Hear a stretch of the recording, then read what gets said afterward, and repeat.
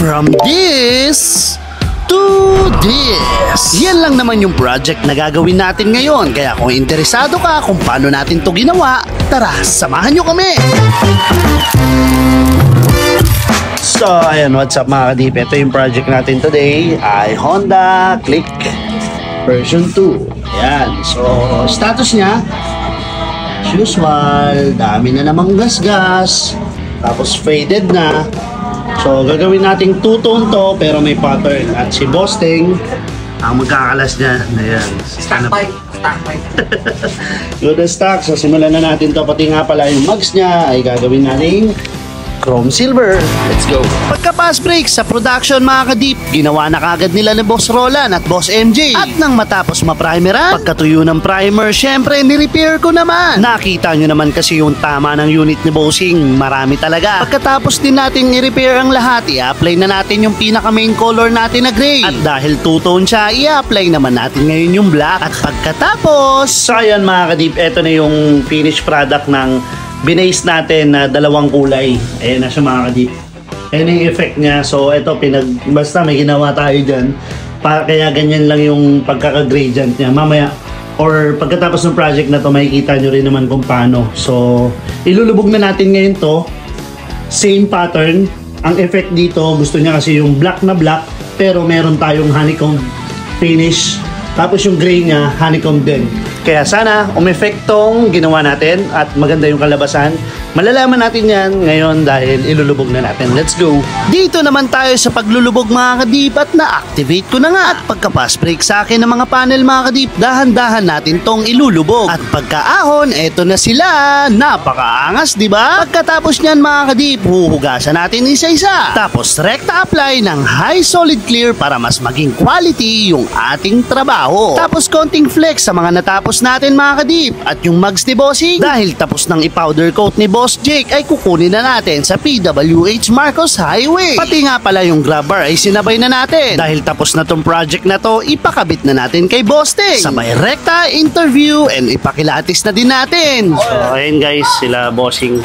Boss. Ayun sila Bossing. Check upin nyo boss. Ito. Suabe. Yan. Banda ng pagkakombosing ah. Yan. Kita naman yung honeycomb natin dito sa block. Details sa details, boss. Yes, boss. Ganda ng ano, blending. Oo. Tsaka yung pagkaka-blend niya rito talaga, kinabit namin yan. Kaya nakuha natin yung... Parang natural na kulay niya, no? Then, ano, pa-fade pala, no? Fade. Comb rin pala yung black. May comb Kala din yan, dito siya boss. yung ano, no? Suabe. May comb din yan. Comb din yan. All in yan. Ganda. Mukha lang mugs, talagang ano yung inner fairings. Oo. Luma na, oo. Kaya kailangan na palitan. Yung inner red, no? Oo. Pero suabing-suabe. All goods naman. At ayun mga kadip, pinapakilatis ko na kay Bossing para ma-final interview na natin siya. At syempre, ma-check muna nila yung unit bago sila umalis. Kaya ang hatol ni Bossing, Suabe ng motor mo, par. Reaction. Unang reaction, sir. Hey. Agad. ilapit mo yung camera para makita ni Bossing. Details, par. Details. Honeycomb yan, pre. Hanggang black honeycomb. Hindi siya plain, talagang Hindi siya plain. Suabing-suabe, par. Gagasgasan ko daw agad, boss. Ayun, si Sir Paul, oh. Iyon, oh, Sir boss. Paul. Hello, boss. Grabe naman.